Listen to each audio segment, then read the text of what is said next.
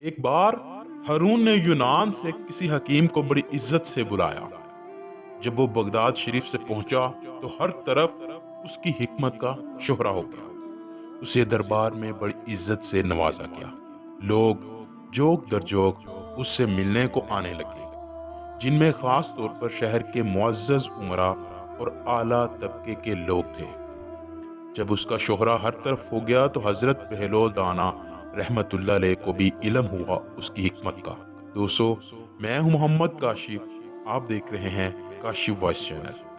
آج کی یہ ویڈیو ہمارے سلسلہ جناب حضرت بہلول دانا رحمت اللہ علیہ کی 29ویں ویڈیو ہے۔ دوستو، جب حکیم کا شہرہ ہر طرف ہو گیا تو جناب بہلول دانا کو بھی علم ہوا اس کی حکمت کا۔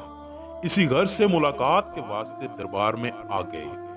خلیفہ سمیت سبھی امراء کو علم تھا کہ بہلول مخصوص لباس میں ہی گھومتے ہیں، مگر جب حکیم صاحب نے دیکھا تو بہت ناگوار محسوس کیا۔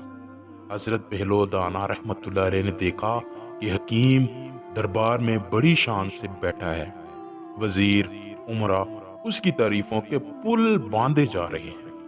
بہلول کچھ دیر تو خاموش سے بیٹھے رہے، پھر اٹھے اور حکیم صاحب کے پاس جا کر بیٹھے۔ حضور، آپ کیا کام کرتے ہیں؟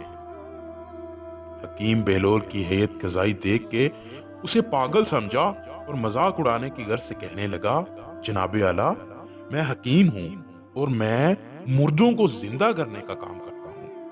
دربار میں دبی دبی ہنسی کی آواز سنائی دینے لگی۔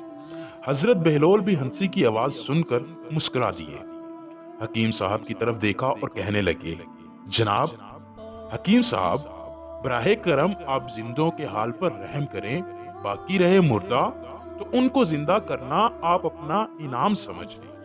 دبی دبی ہنسی کہکہوں میں بدل گئی۔ ہارون بھی ہنسنے والوں میں شامل تھا۔